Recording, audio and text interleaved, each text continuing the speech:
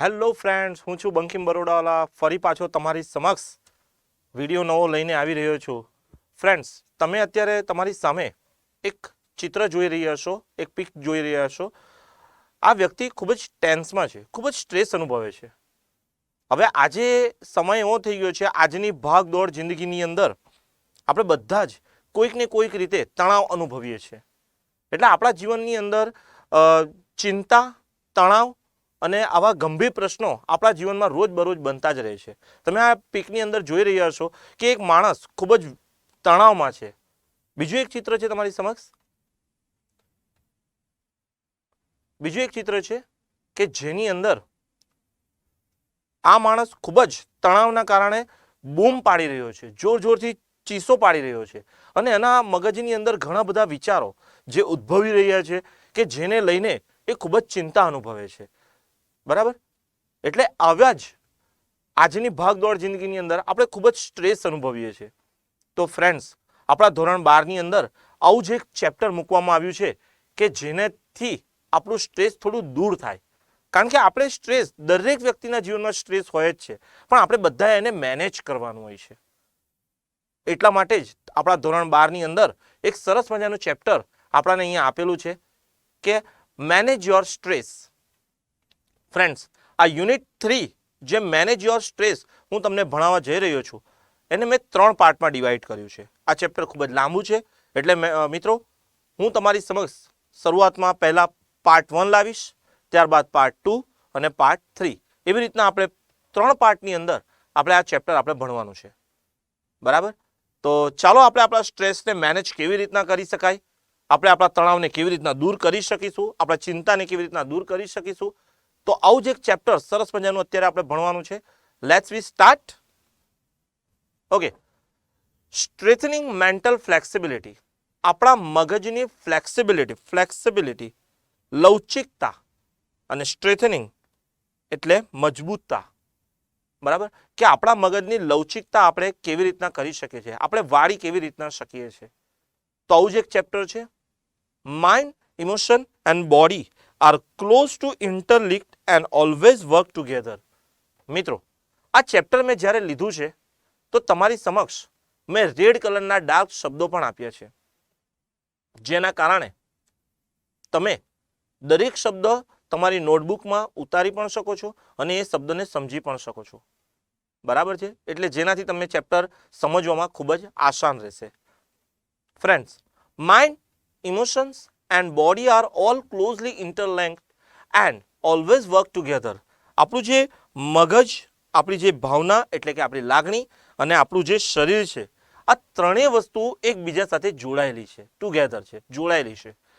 It helps you distinguish them more clearly.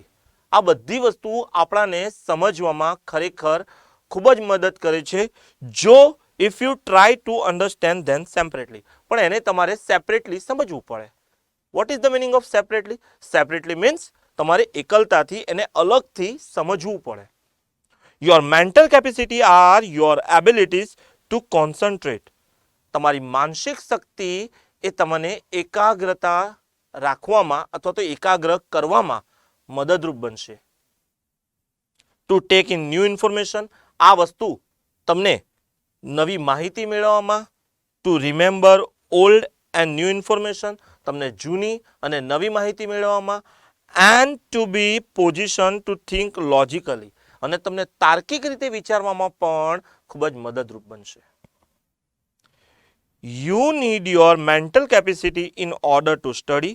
જો તમારી mental capacity સારી હોય તો આ વસ્તુ તમને અભ્યાસમાં પણ મદદ કરે છે, ટુ વર્ક, તમારા કાર્યમાં પણ મદદ કરે છે, ટુ ઇમ્પોઝ અ કન્સ્ટ્રક્ટિવ, તમને કોઈ રચનાત્મક કાર્ય કરવામાં પણ મદદરૂપ બને છે. આ ઉપરાંત and to make a rational day by day decision, તમને તર્ક શક્તિ તમારી વધે છે, તમારા રોજબરોજના જીવનની અંદર ખૂબ જ નિર્ણય લેવામાં મદદરૂપ બને છે. કારણ કે તમને ખબર જ છે કે આપણા જીવનની અંદર રોજના રોજ કોઈના કોઈ નિર્ણય લેવાના જ હોય છે.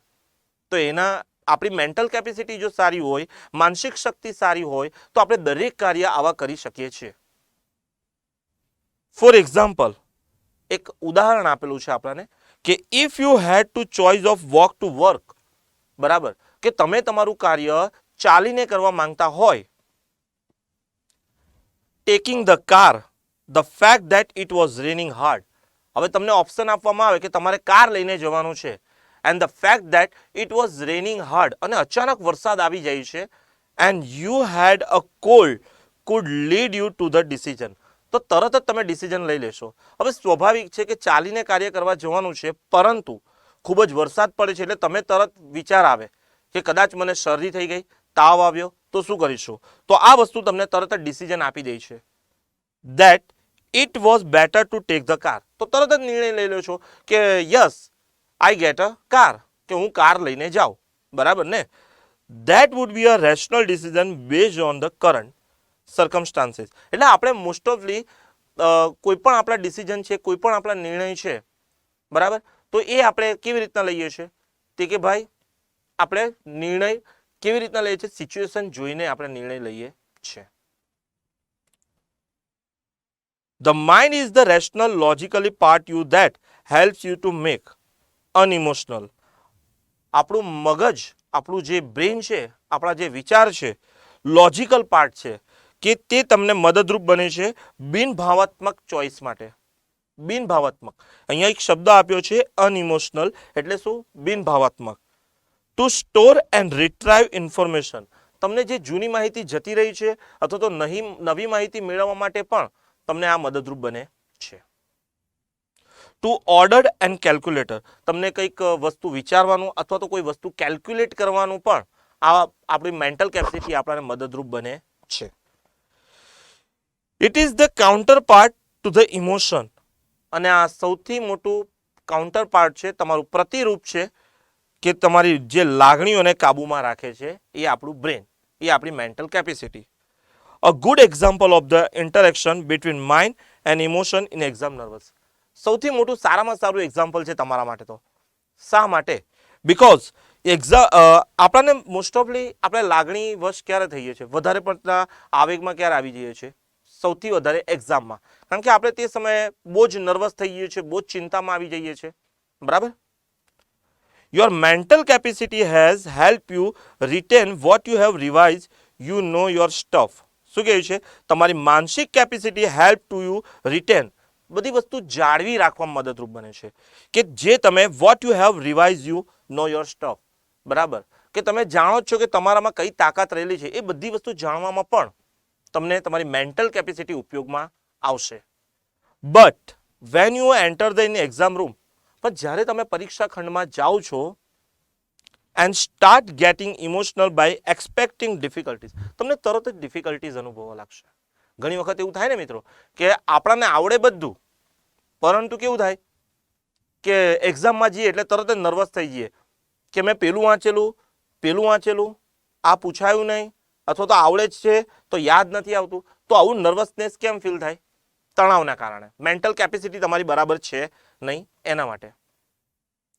એન્ડ ઇમેજિનિંગ ફેલિયર, અને તમે તરત જ ઇમેજિન કરવા લાગો છો, કલ્પના કરવા લાગો છો કે હું નિષ્ફળ થઈશ તો, હું ફેલ થઈશ તો. All of sudden the carefully stored information is no longer available, બરાબર. કોઈ પણ વસ્તુ હોય એ આપણને લાંબા સમય સુધી યાદ રહેતી નથી. Your emotions have bad the way of your inner information store, તમારા આંતરિક મગજની અંદર, મગજના બીજા ભાગની અંદર આ બધી માહિતી સંગ્રહ કરી રાખે છે. Do you find yourself reacting any of the following ways, અહીંયા કેટલાક વેઝ આપ્યા છે, અહીંયા કેટલાક એવા વાક્યો આપ્યા છે, તો તમારે વિચારવાનું કે એ સિચ્યુએશનમાં તમે ક્યારેક આવ્યા છો. Ready? Okay. You find it difficult to concentrate on things, બરાબર. You find it difficult to concentrate on things, તમારે એ શોધવાનું છે કે હું કઈ કઈ વસ્તુમાં એકાગ્રતા કરી શકું છું. And second thing, your memory is letting you down frequently, શું તમને કોઈ પણ વસ્તુ વાંચ્યા પછી અથવા તો કોઈ પણ વસ્તુ તરત જ ભૂલી જાઓ છો, એ ડાઉન થઈ જાય છે? શું આ વસ્તુ તમારી સાથે બને છે? તો તમારી મેન્ટલ કેપેસિટી તમારી થોડી ઓછી છે, બરાબર. એટલે આપણું મગજ, આપણી મેન્ટલ કેપેસિટી એ આપણને કેટલા કાર્યમાં મદદરૂપ બને છે, એ વસ્તુ આપણે પાર્ટ 1 ની અંદર શીખ્યા, બરાબર છે. તો મિત્રો, હજુ આપણાને મેન્ટલ કેપેસિટી સ્ટ્રોંગ બનાવવા માટે અને આપણે કયા કયા એવા વેઝ છે કે જેની અંદર આપણે તણાવ અનુભવીએ છીએ, આવી સિચ્યુએશનમાં આપણે પોતે આવી ગયા છે. તો આ બધું જ શીખવા માટે હવે આપણે પાર્ટ 2માં જોઈશું. ત્યાં સુધી મને રજા આપશો. Thank you so much.